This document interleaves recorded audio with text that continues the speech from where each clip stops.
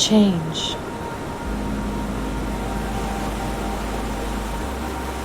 The Astrotherapy Podcast.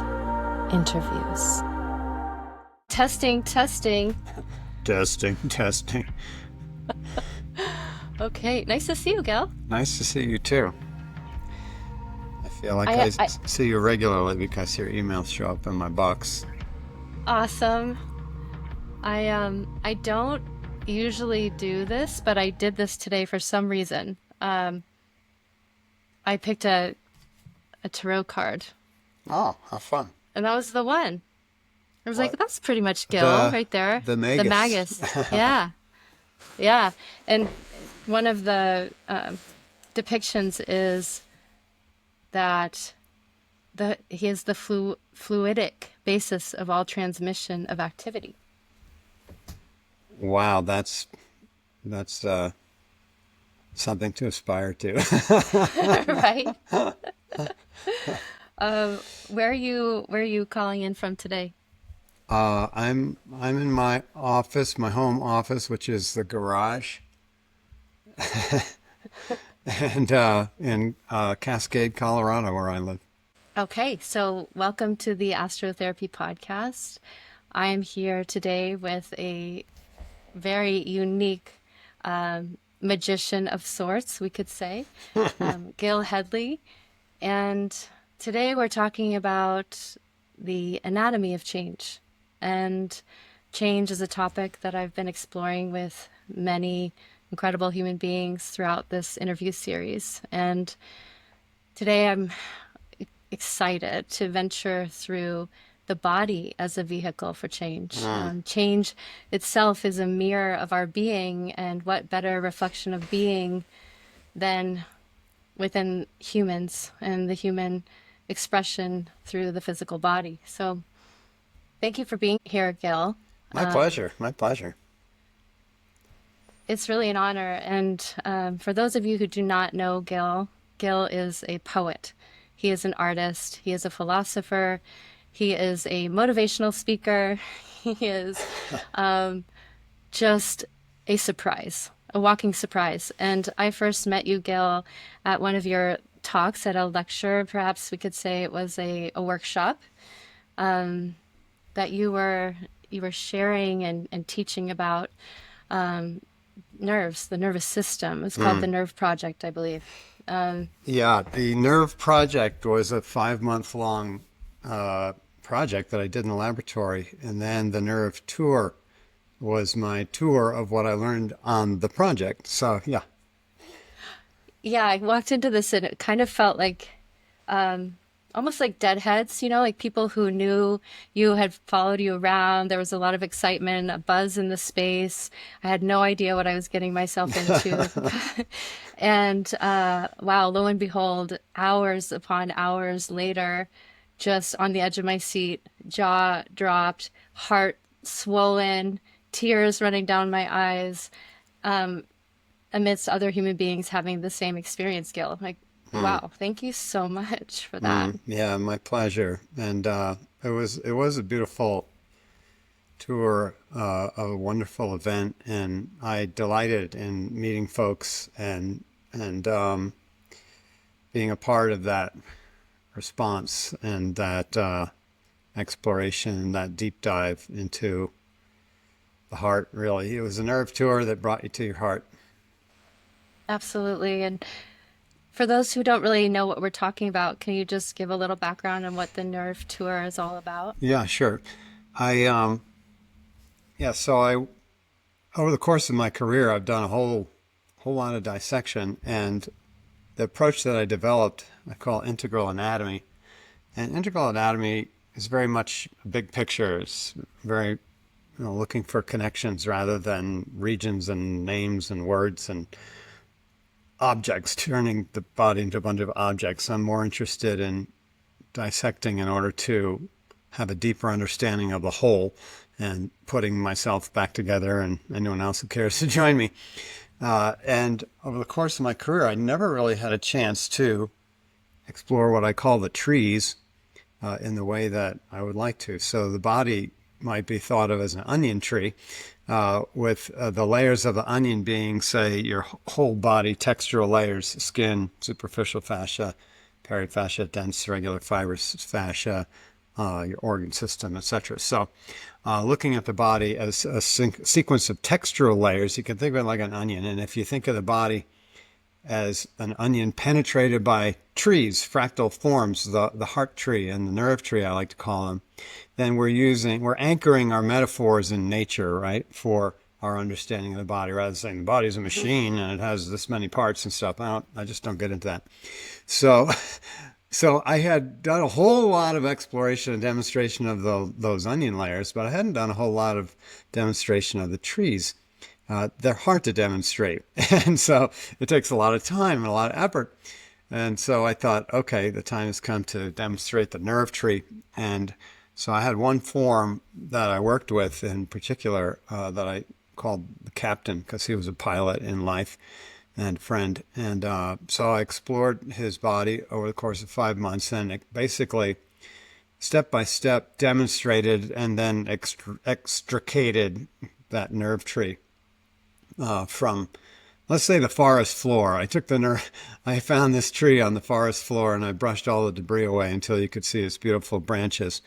And then I brought that on the road and showed it to folks so that they could remember it and reincorporate it into their own sense of their beautiful selves, right? Because many times we don't have the most rich and appreciative sense of our physical form. Many of us are the strongest critiques of our own and everyone else's, and we run around judging the body rather than appreciating it. And so I'm very keen to help people be astonished by the beauty of the body by taking a tour inside of it and helping folks to recognize that they're literally walking miracles.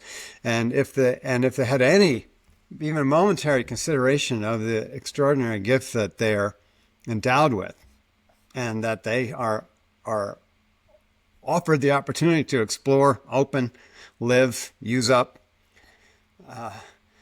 to the very end, it makes me happy when I can do that for people. So that's what I was doing on the nerve tour. I was taking people on a 5-hour and 15-minute long tour of the nervous system. The punchline at the very end of which was, "You're all awesome." And folks get it because it's true. And so, then folks, do tend to, I find that when folks are awakened to their own beauty, then when they look around, they're just a little bit less judgmental, a little bit less critical, a little more accepting of one another, which I think can go a long way in a divided world. Thank you for that, Gil. I realized maybe I should have added you're also an anatomist, because that's what we're talking about. They're poet, artist, philosopher. What? He's dissecting human bodies? So, it's all grounded in anatomy, because I love that. I love that it's grounded in anatomy, the work that I do, because we've all got it. And to me, democratizing knowledge of the body is a way of bringing people together. There's a lot of monopolized knowledge of the body over the centuries, where it's kind of the purview of an exclusive club who get to learn that. And it's like, wait a second, we've all got one. I think we should all be privy to its secrets and have them not be secret anymore. And one way to accomplish that is to strip away a lot of the vocabulary and talk about it in a way that people can relate to, which to me is texture. I talk to a lot of hands-on helpers, people who use their hands to do service to others, whether it be as a massage therapist or a PT or a rolfer or a chiropractor, or movement therapists and dancers and yoga people, Pilates trainers, physical exercise physiologists, people who work in gyms, physical therapy, what do you call them, personal trainers, all these kind of folks who are using their hands and touching people and helping people to use their body better for the sake of that person. And so these tactile, kinesthetic, visual learners, as opposed to intellectual types. And sometimes those overlap. I happen to be one such person where I was blessed with a functioning intellect and could also get into my body. It took me a while, though. I wasn't in my body in grad school. I was floating above it somewhere, and I had to become a Rolfer and do dissection to actually learn how to inhabit this thing a little bit. Wow. Yeah. So it was through other people's bodies that helped you get into your body in a way. Absolutely. Yeah, because when I see it and touch it, then I'm like, I bet you I got one of those. And I can kind of find it in myself like, yeah, sure enough, liver. How cool is that? Like this big space here is occupied by a liver, and then it's like, oh, great. Now that's mine. Now I can say liver and I have an internal relationship and an internal felt sense rather than a intellectual, detached kind of. Liver is a brown shape on a page with a word, that I can check off my multiple choice. Yeah, liver.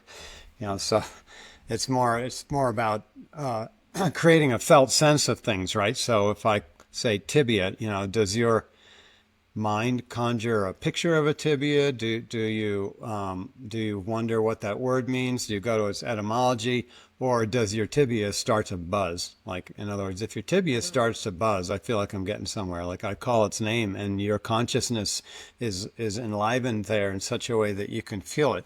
And if you can enliven your whole form that way, right? If you've explored deep and have enlivened it all and brought your consciousness fully into your body, well, it's a lot easier to experience and become conscious of the good, the bad, and the ugly about it, because sometimes our bodies are calling out to us, but we won't listen. We can't bring our consciousness there.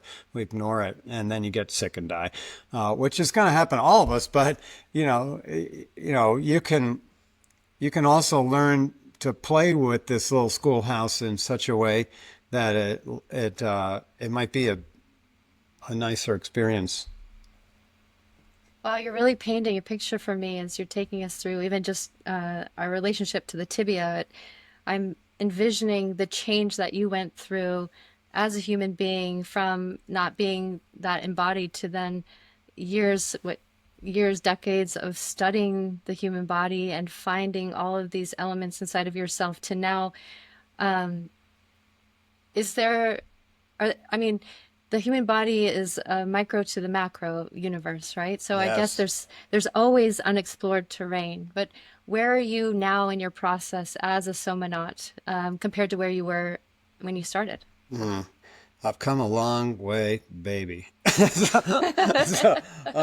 I can't say I've arrived yet, but I've taken my own ideas seriously, enough to still be excited as I discover new terrain, the ever new terrain, because it is a universe. That's why, as a person who's easily distracted, this is the human form has held my attention now for, I don't know, I guess maybe 40 years or something.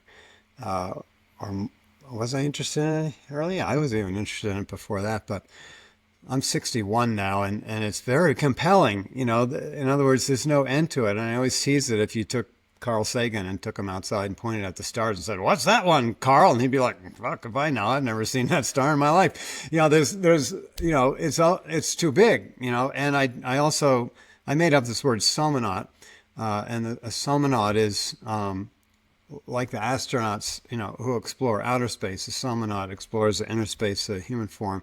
And if you keep going into the infinite ingress of exploration in the human form, you will pop out and into the stars and bump into the astronauts.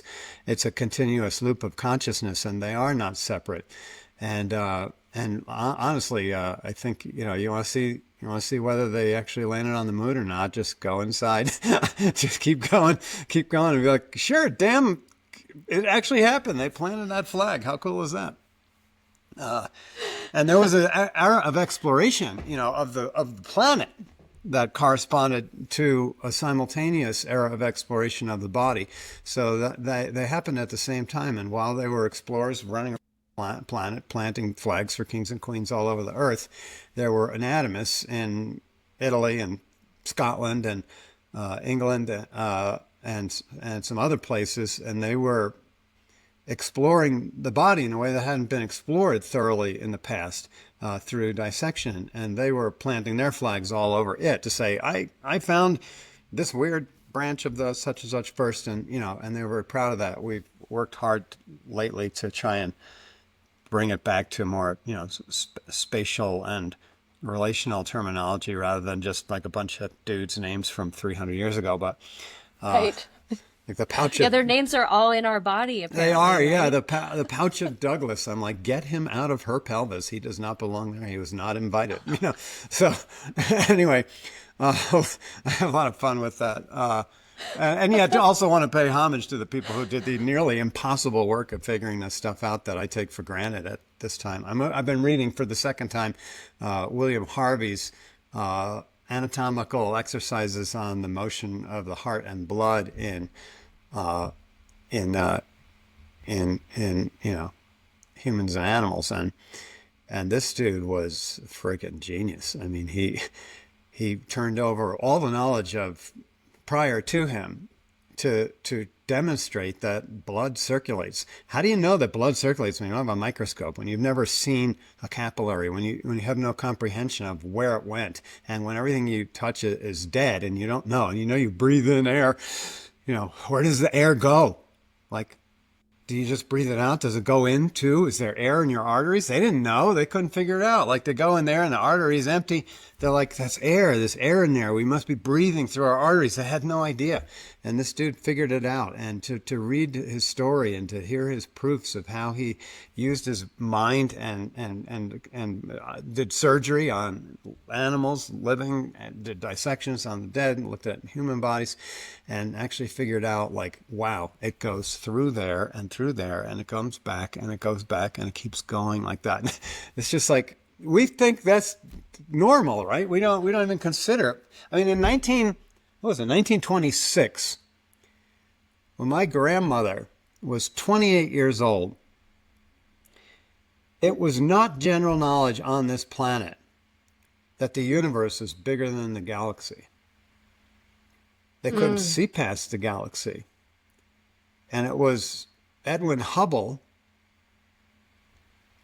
who figured it out, that light could be bending around distant objects, and that light must be coming from something more distant, that it was finally proved that the universe extended beyond our galaxy. 1926, the world was only as big as our galaxy.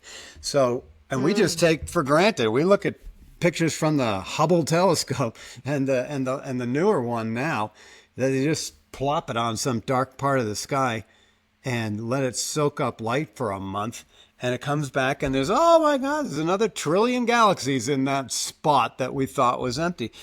So it's like that with the body. And folks who think, oh, it's done, we know everything there is to know. Well, what if you had a vision shift like the world did when Hubble proved the universe was larger? What if the body is larger? What if we had a vision shift and realized that we're literally walking around with the cosmos inside of us, and that we are divine? I mean, I look at those maps, the star maps, every day, as you know, as an astrologer, and I Yes. see the internal universe Right. that we're walking around with. Are they Yeah. unrelated? Is that star map unrelated to our bodily experience? It's not. It's very related. You demonstrated all day long. That's your job, right? Yeah. So we have the same job. Yeah, exactly. I'm poking around the star map in the laboratory, and you're poking around the star map out there. And I guarantee you, if I poke hard enough on something in there, you're going to be like, why is that star moving? Gil, you know this, how people talk about, well, our grandmothers had her eggs, had our mothers, had us in there. Have you heard about this? Like how the eggs, or how we were inside of our grandmother when she was a baby, because the eggs are carried through. Is there anything you can speak about I that? got nothing on that. I'm going to have to look that one up on on TikTok or something. I Yeah, have no would idea. you? No, that sounds very interesting. I don't know. I mean, of course, we have genetic families that were expressing in our bodies. I'm a big guy. I'm a big stuff guy. I I could learn more about that though. Tell me. Yeah, So they yeah. say that as women, we're born with all of our eggs. Okay. Yeah. And so inside of our eggs is our, let's say, potentially our daughter. And inside Hmm. of her is her daughter too, or her son, right? So there's, So it's a something little. curious. Yeah. That's. I wouldn't jump on that bandwagon too hard, but let me put it this way. hold your good practices dearly and the stories you tell about them very lightly because our stories are often a little crazy.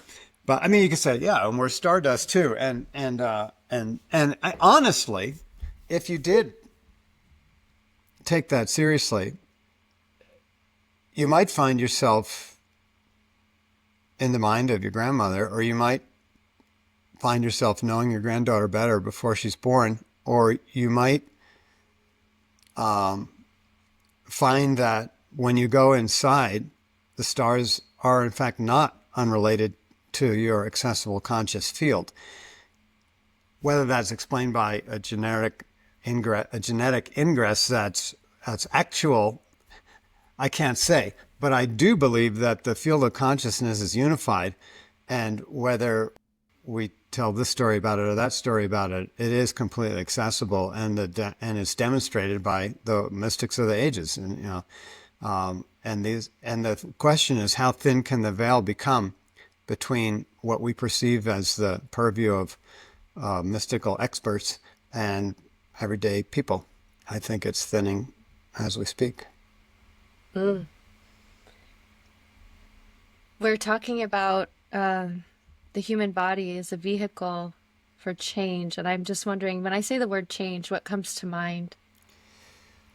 A couple things come to mind with respect to the body. One is that it is a it's a changer. Get yourself a mirror or a photo album, and you'll see, like, literally from one end of the day to the other, something happened there. like who the fuck is that? Like I don't recognize that person. Oh, I see what I see. I see that big lunch. I see something's sticking out down there. It's my lunch. Or or what? Oh, I got a zit. I didn't have that zit earlier today. Where did that come from? And so the body is a moving target. And even though I study it from the perspective of a single snapshot of it, right? Moment of death, post-embalming, etc. If you see enough bodies, you start to see time passing through them, right? And so, or just experience your own. I mean, there's nothing in you that was there when you were born. Like nothing. Nothing. There's not a molecule in there. Because you're like a wave, and matter's passing through the wave continuously, and our time frame makes it look like we're solid and repeating something day after day. But if you had a larger perspective on it, you would see that you're literally an energy wave through which matter is passing for a time. Until the boulder shifts and then that wave distributes elsewhere. We're not stable creatures in the slightest. Add on top of that, we're on a spinning planet hurtling through a galaxy that is itself spinning and hurtling in a vortex of movement through the universe, right? So even if it seems like it's Groundhog Day and didn't I just do this? Like, didn't I take that same fucking mug out of the cabinet and make another cup of coffee? Like, no, it's not the same. You're in a different place. You can't be in the same place. And so your development is guaranteed to an extent. You can do the slow road and just literally ride it, or you can become an agent and an active participant in your development. But one way or another, changes is the only constant. And variation is another way to think about change, right? Variability. So, for instance, our fleshy adiposal coat just deep to our skin varies in its distribution, over time. So, right, as we mature, from when you're a baby, you're just like a little ball of fat. It's so cute. And then we sort of, our bones kind of stretch out, and we lose our baby fat, and it becomes more thinly distributed. And then you discover Halloween, and you eat your candy jealously stored for 3 months until Christmas, when you get a new load of candy, and your body changes some more, and then you like decide you want to play soccer, and all of a sudden your body changes some more, and then you go through adolescence, and you get hormones squirting into you that weren't squirting in at the same rate that they were, and all of a sudden you got boobs and muscles and ass and all this amazing stuff happening, and your skin is like this weird, perfect glowing substance. And like, look at a kid. It's like, what the fuck? How do they look like that? And then you look in the mirror, and you're like this weird crepe paper hanging off your neck, and then your hands like look like, I remember that hand. It was my grandmother's. I used to stare at it thinking, what is that? And now I look at my own hands, and I'm like, they look just like grandma's. How did that happen? And it's changing, right? And literally cell for cell, there's nothing the same. It's a building whose bricks are being replaced constantly. And we're talking billions of cells being replaced and shed and all the time. Your skin, take a vacuum to your house. What is in that vacuum? Hair and skin, right? And you're like, oh, it's dust. That's so generous. No, that's your body, and you're sloughing it off into your environment, and your pillow is like 65% you. Chuck that thing out and get a new one, because it is like literally laden with your face cells and stuff. And it's like, that spill is kind of heavy. Yeah, that's because your body is embedded in it. And when you're like, oh, let's turn on the projector, and you see that beam of light going across, and there's this weird cloud of shit floating through that beam of light. It's like, oh, I can see the beam of light. No, you're seeing your body floating through the air. You're breathing it in and exhaling it on each other. And this is all good, right? Because it's a testament to change, right? You can't be even the same thing.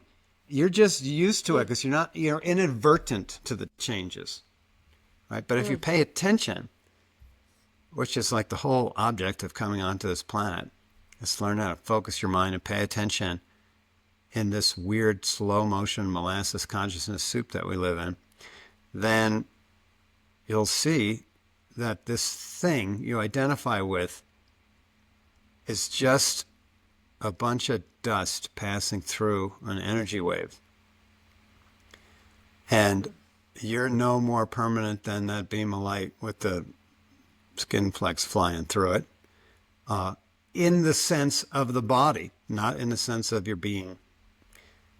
Your being is just amused for a time by the bizarre experience of trying to funnel the universe through the clump of earth inside your head. Gil, why do you think we resist change? And have you been able to see that resistance manifested in the physical body after we die? Yep. Yeah. Yes. So something as simple as your blood circulating, right? This life elixir that circulates through your body. It's never in the same place, right? It's mixing up in there, never in the same place. You are literally a change machine, like you. And so, and here's how we resist it. Instead of going with that flow of life, that ever-changing flow of life, we try and control it. And we try and impose our thoughts, right? Our brain, we try and impose our brain activity as if it's valuable upon that flow through the heart, of that flow of life through the heart, that flow of life through the heart actually feels really good if you pay attention to it. There's this lovely, like kind of squirrely, rhythmic sex thing going on in your chest. And it's like squirt and slosh and turn and twist, and it's very fun in there. And then we're like, no, out of control, this thing. It's asking me, this heart is asking, the heart moves us. The heart can move the whole system, right? And I mean, if you just sit still enough, you'll start to go, right? And your whole body will start to move. The heart is motivating at every level. And it's drawn to certain things that there's desire and love that it is its nature. And then we accuse it, question it, judge it, rank it, decide it's not competent, and impose thoughts on that beautiful flowing love changer. And then it gets, and we stiffen relative to it, right? Now, what happens if you stiffen the path of water on this planet? For example, build a canal on a river, turn a meandering vortex put it in a straitjacket and force it under this here bridge because we're going to put a car thing over it here, right? And we're going to keep going. And then, we got another building here. We're going to keep going. We're going to keep channeling this water through a place, right? And all the folks who build those canals and those engineers, they know anyone who's tried to make a river do something knows that they will be defeated over time, right? Because that baby wants to turn. It's on a spinning planet. You can't tell water not to be a playful child dancing through the fields. Right, but if you put it in a straitjacket or put a kid in a chair, for that matter, it's about the same thing. It's going to turn the chair over. You've heard it clatter, clatter. Like, what do you fall out of a chair? How do you fall out of a chair? Well, because the chair is a straitjacket on a playful thing. They don't belong together. Or similarly, if you build a canal on a river, it's going to be broken down. The river will dissolve it, right, so that it can return itself to its playful movement on the spinning planet. We do the same thing in our bodies. We have this playful movement of our heart and the spinning blood. And we say, no, you're going to go this way. And we rigidify our vasculature. We literally, it's muscular, and we can stiffen it with our mind. And we stiffen it, and then you've trapped this beautiful stream of life in a canal. We canalize our vasculature, right? To the point where we'll literally build eggshells around it. Instead of it being a supple, a little muscular, winding pathway, it'll be crackly like eggshells with deposition all over it, and trying to plug the dike because that thing wants to wear down that dike and break it. Because all of a sudden we are resisting the flow of life, and it generates friction, both chemically and mechanically. And homeostasis, which is basically our promise to stay on the planet longer than our idiot personalities would be able to survive it if left to its own devices. We have this wonderful thing called homeostasis that re-regulates our bad decisions inside of our body. And all the things we call heart disease are nothing more than homeostasis trying to keep us on the planet longer. Because if we didn't harden our vessels, they'd have holes in them, and we would be dead long ago. Right? And why are they hardened? Why are they stiffened? Because we're resisting life in every way, at every step, with every choice. And I see that in the bodies. Yeah, absolutely. I see that resistance to the change that is the effervescent flow of life of our blood, which is just another river on this planet trying to play. And we resist it, and I can see that in the body. Gil, how has working around so much death changed your life? Like your concept of life versus death, and I the don't flow have between a life versus death. I don't believe in death. I gave up my belief in death. Wow. Death is just is a scary story that we tell. And it comes from identification with the body. And that's what makes it scary. If you think you're your body, well, you bet on the wrong horse. That's all I can tell you. You, because it's not going to make it to the finish line. It's going to die in the field. Sorry, bad news. Put your money elsewhere. Don't bet on this horse. If you want to identify with something, go big or go home. That's it. You got to go big. You got to expand your sense of identity beyond this beautiful, exquisite, and highly educational flesh.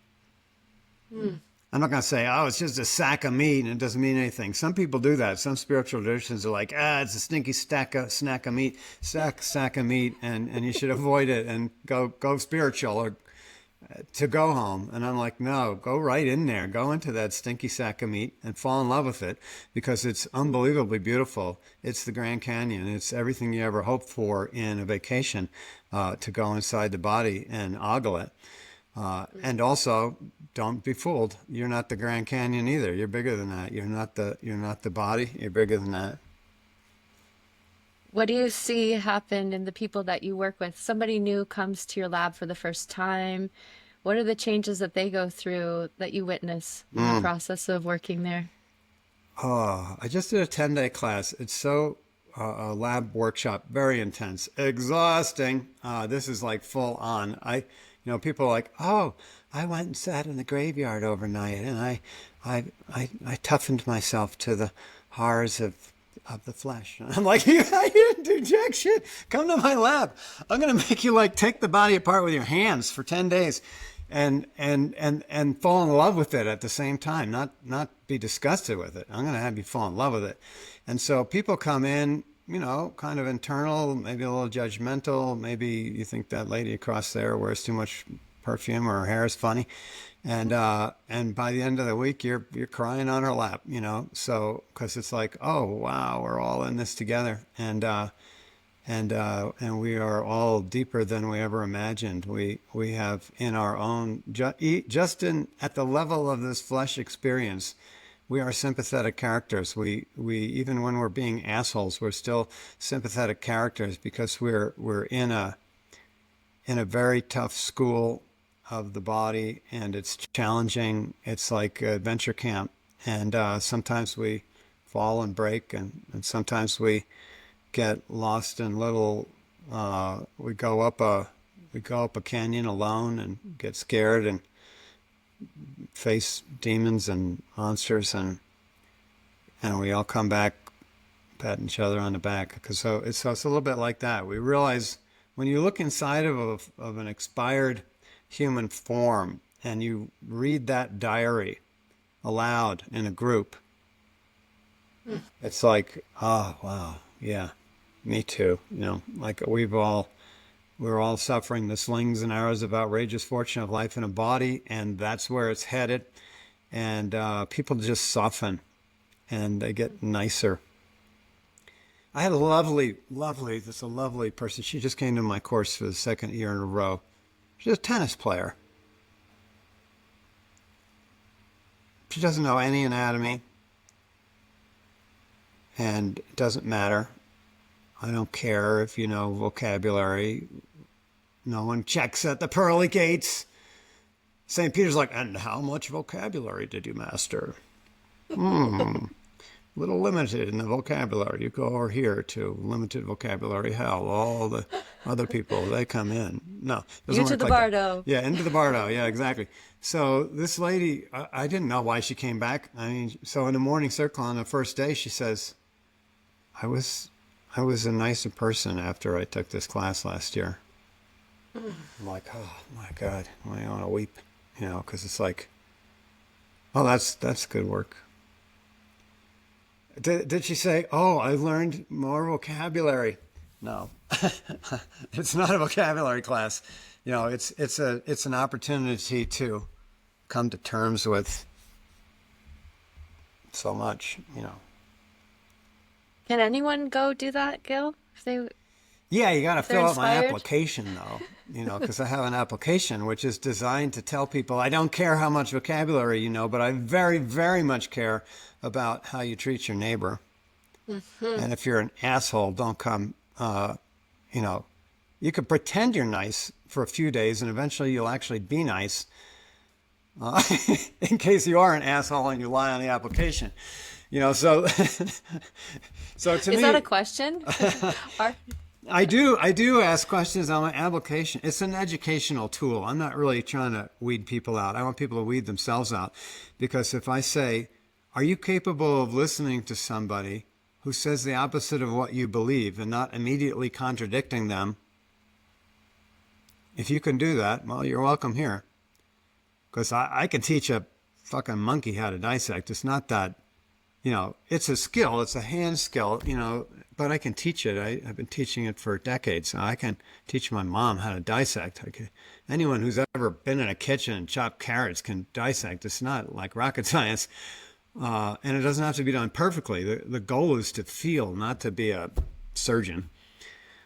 So if you're open to change, because it's got to change you, then come on in. what are they there to learn? People come for all different reasons on the surface. You know, I have professionals who are working with people and they want to be better professionals. They want to be able to touch their clients in ways that are more powerful, more meaningful, more of service. I have great respect for that endeavor and I serve it myself. You know, I help people know their way around the body better so that they can be better therapists. But invariably, people who come back are like, I kind of came back for the shift I got here. I came back to be refreshed in my remembrance that we're all in this together and that we're all in service together of one another. And that this body of mine that I've been whining about for the past year is actually a miracle. And if I paid attention to the miracle part of it more than the whiny part of it, the whiny part of it would probably dissolve. So a little bit of all that.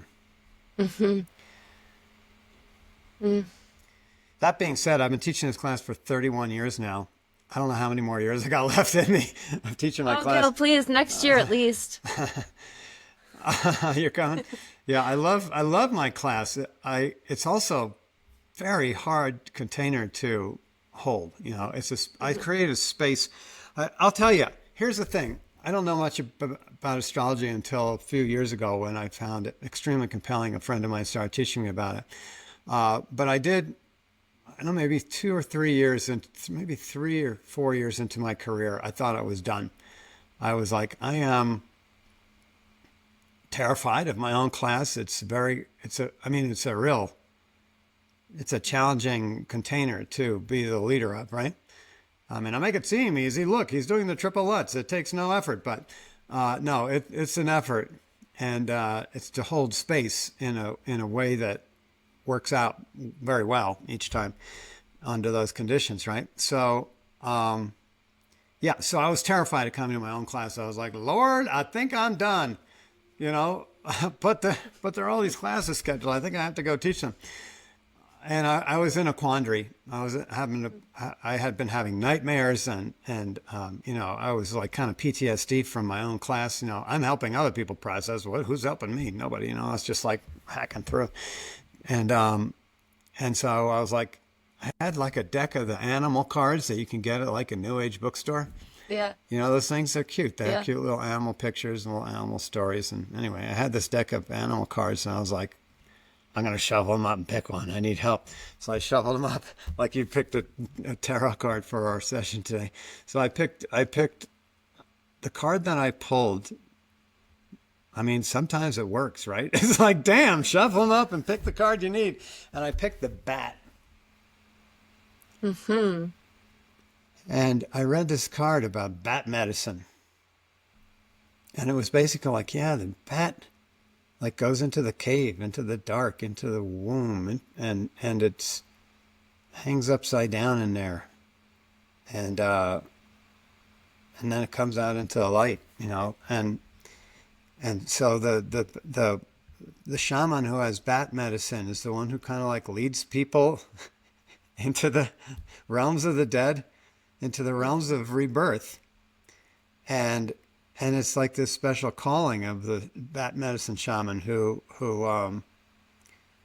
leads that kind of and creates transformational spaces in which people can basically die and be born again. And I was like, fuck, that is what I do. Like, I was only like a few years into it, but I'm like, oh gosh, darn it. I think that's me. I'm pegged, I guess that's what I got to do. I'll go do it some more. Now, I'm not a victim of my career. I'm saying I chose it that day, and I chose it the day before, and I chose it the day after it. But I did find solace and inspiration in that card pull that day. And it bought me another few years in the lab until I found another excuse to quit and came back. And I've just come back to it so many times because I do see what happens for people, and that's some kind of service. Absolutely. Also, I learned anatomy this way, so I get pretty turned on. I mean, I found the clitoral nerve like I've never found it before the other day. I mean, I mapped it from the sacral plexus all the way to the shaft of the clitoris, and I had never seen it like in one go, like that big picture. Like I've seen little pieces here and there all over the place, but to actually see the whole thing in one go, I was like, this is why I run my class for me. Well, you're still learning and you're still very enthusiastic about the continuation of your education. Oh, yeah. And you very much exude that, Gil. Where does poetry come in to this picture for you? Poetry is involuntary. I've encountered some muses over my life, and poetry came. My current muse is actually on the table. He was my brother-in-law, and he passed away very early this year, and offered me his body about a week before he died. Called me from hospice, and I was like, yeah, well, thank you. And so I received that gift, and I've been working on him. And he was actually my English teacher and a PhD in poetry. He was an English PhD, and he did his dissertation on E.E. Cummings, and so my introduction to poetry was from the man on the table right now. As a kid, although I was writing poetry in 8th grade, I was just one of those kids, And I just wrote a couple poems. I hadn't written a poem in years. I've been reading my poems in class, but I hadn't written one in years, and it was inspired by my work with this beautiful form. Will you share a poem with us? Sure. I'll go and spy it across the room. I have trouble reading my own handwriting, but wish me luck. Give me a second. Okay. So do I. Oh, do I have pants on? Yes.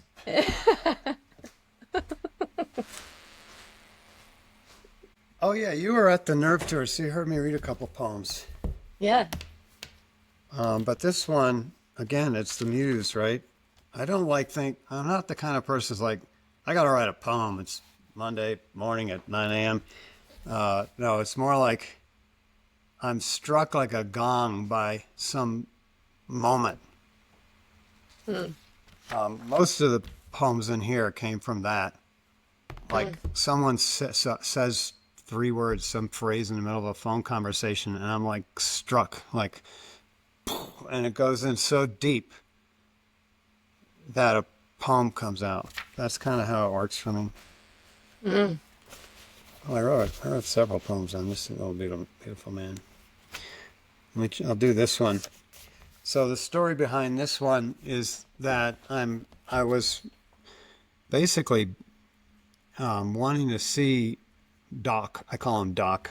His name was Tom, but I call him Doc in honor of his hard work to get his PhD. So I was disassembling Doc's rib basket, right? Taking the rib cage apart so that I could explore his heart center, his pleura, his lungs, etc. And because the goal is to preserve what's underneath it, the goal was not to preserve the ribs as I removed them. That's a different project, and I've done that one. In this case, though, like with Anna and Z, I preserved their skeletons. I took everything out and away from the skeleton. But with Doc, I'm taking the skeleton away from his viscera. So every time when you dissect, you break things, right? So I had this. I kind of got the piece of rib, that I'm pulling back, and it comes off in my hand, and I'm holding this. And I see it, it's like you see something for the first time, and there's just this, like the way that your hand wraps around it, puts your hand in a spiral because the bone is a spiral. And so I'm being put into the shape of the rib in my hand, which easily fits it because my hand itself is a spiral, right? And so there's this marriage of my fingers and his rib, and I literally, I was just like, dong, like struck like a gong, and I had tears in my eyes. I couldn't believe it, and so I had to write something down. So I wrote this: the ribs, whether torn from a body by a pack of wolves, or pierced by a sword, or carefully removed by an anatomist from a gift freely given, or withdrawn by the hand of the Creator, creating anew. Each rib bears the elegant curves and spirals of the breath that formed them. Each remain in their own way as footprints of the heart, echoing out in ever-expanding undulations over the surface of that same shared universal deep. Holding just a part of a rib, pulled to reveal what lay beneath, I am wholly compelled by its elegance, its exquisite lines, even broken. I weep, not for the loss, not for the separation, but for the grace, for the chance to witness the beauty of life come into form, the very image of divine breath having taken shape and left its mark upon this world in this utterly perfect bone. The fragment contains the whole, and each one of us, whole as we are, encompass the world as ribs encompass the heart. Thank you. You're welcome.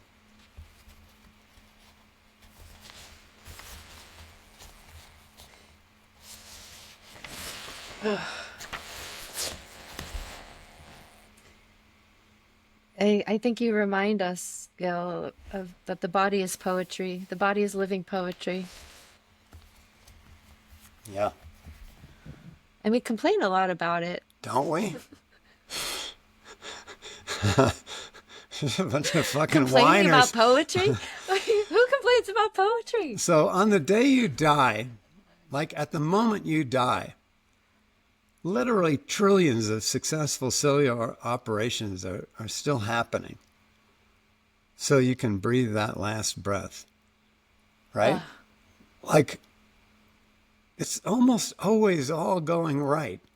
And this little itty bitty things like, it's a red light. I stubbed my toe. You said what? Sorry, I was just watching Life of Brian, so my voice is like going into the, like Brian's mother's voice, you know. Like, he was a Roman soldier. I did what I had to do. You're a Roman, Brian. Look at your nose.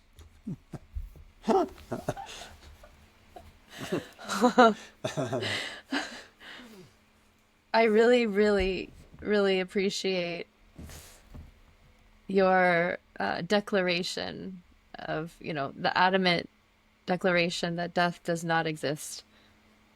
I love it. Yeah, it's just a story.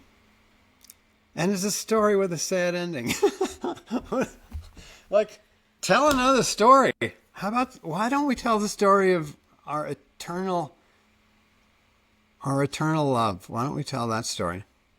That's a good story. And occasionally, from the heart of eternal love, we take naps and dream lives and take them seriously and are fooled by them until we wake up again and we're like, oh, that was, I fell for it again. I fell for it again. I thought that the dream was real and I forgot reality. And if we want to wake up here, we can. All you got to do is do the things that are contrary to forgetting. Mm-hmm. You resist blame and offer empathy instead. You resist fear because you imagine that we're actually all so loved and cared for that we'd break if we understood it. There's the options are here and they're real. The options to bring heaven to earth, on earth as it is in heaven. That is an excellent recommendation to practice. And all of the options have already been laid out for us by all the great teachers that ever walked the earth.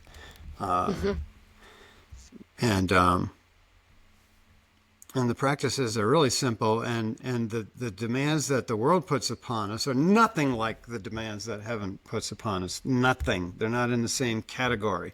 Here we're supposed to accomplish and build up barns full of what have you and all that. And nothing against that. I'm a prepper. I got fucking ton of food here, but I'm not going to shoot anybody for coming to get it. I'm going to offer it to them. You hungry? I have food. Come here. I'm like Noah over here. So it's all good, come 2 by 2 or 10 by 10. But so there's other ways to be here.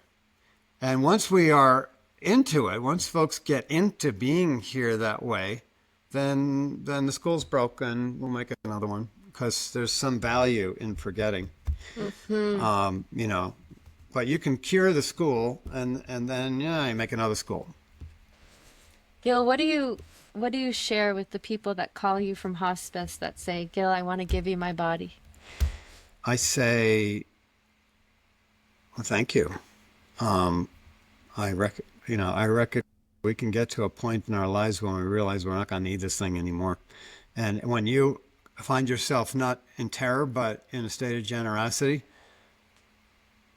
at that moment, well, you're already cured of the school. That's a great place to be. It took me 100 bodies. I had to dissect 100 bodies before I realized I didn't need mine either. I was like, I don't think I'm going to dissect. I don't think I could do that. I don't know if I could be a donor. After 100, took me 100. These people who gave, they didn't do one, and they got to it. So they're a bunch of saints, and I'm remedial, right? So it took me 100 bodies. But I dissected Mr. Agape, is what I call him. He was featured in my Integral Anatomy series, which is on YouTube. You can watch it. And free. It's just no commercials. And Mr. Agape, I literally bawled on the way to the lab every day. Like I cried. I was so grateful. I couldn't believe my good fortune that I was able to do what I was doing in learning from that form. And I would sing this Godspell song on the way to the lab, driving down a highway in New Jersey years ago. It was all good gifts around us. And I couldn't get through the song. I couldn't get the words out of my mouth because I was crying so hard on my way to the lab. And I get to the lab like 3:30 in the morning. I mean, I worked from like 3:30 to 6 or 6:30. And then I'd go back and I'd wake up like bing in the middle of the night. I'm like, I gotta go back there. And I'd get in the car and go. It's great. There's no traffic in Newark at 3:30 in the morning. It turns out a little gunfire now and then, but no traffic. And the streets are cleared. So, Gil, where can people find you and what you're up to? you can type my name wrong on the internet, and you'll get like 1 billion pages.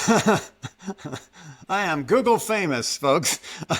Super easy. Gil Anatomy, something like that. But you could type my name, gilhedley.com, and you'll fall into Alice in Wonderland's rabbit hole of integral anatomy. So yeah, Gil, 1L, Hedley, HEDLEY.com.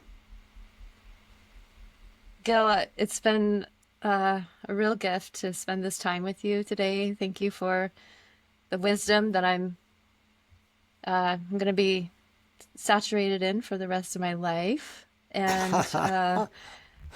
and I'm not exaggerating because I think we all are processing death in our own ways, and I recently lost a very, very dear friend, and yeah, I'm in that journey. I also, when you said you don't really believe in death, I guess I don't really either. It's a transformation. It's a change. I believe that caterpillars turn into butterflies. I do believe that. So liquefaction is a real thing. Oh yeah. And we do that too. We do. We do, and we can step up to it. Oh, I got another poem for you. Oh, thank you. You're gonna like this one on this topic. It's not really a poem. It's like a little reading. It's called Transformation. It is possible to transform, say, a room for a special occasion. But when the party's over, you take down the rooms and the bunting, fold up the extra chairs and tables, and it's back to business as usual. It works differently with us, though. Become who you are, no matter what. Once certain steps are taken towards your self-evolvement, you are on the slippery slope to becoming a butterfly. You liquefy, and there is no hope of turning back to your old ways. When was the last time you saw a butterfly turn back into a caterpillar? Some may protest and lament your change, including your own vestigial caterpillar elements. And some may take pleasure in counting, drying, and pinning butterflies to boards. Neither points matter particularly. Should we wait until everyone else around us is ready for us to transform before we do so? It will be a long wait. Should we wait until we feel particularly safe to do so? Hungry birds eat caterpillars as well as butterflies. I'd rather fly into the mouth of destiny than be swallowed while crawling away from it.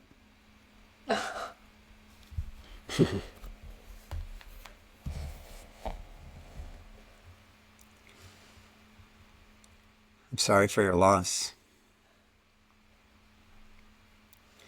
Feeling loss keenly is a sign of love. So, you're a lover. Not a bad thing. Gil, is there any last words for the moment that you want to share with us as we conclude our podcast today? Yeah, I guess Be Not Afraid just pops into my head. A great church song we used to sing when I used to go to church. Yeah, we can be fearless on this planet. It's fake. It's okay. Go for it. Like, this is the moment. You're not promised a day. You might as well do that thing now. Clean that drawer.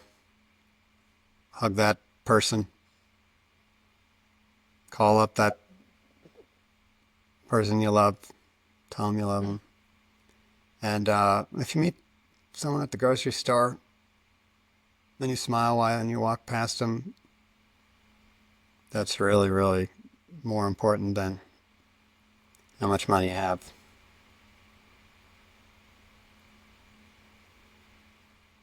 And having a lot of money is good. You can help people.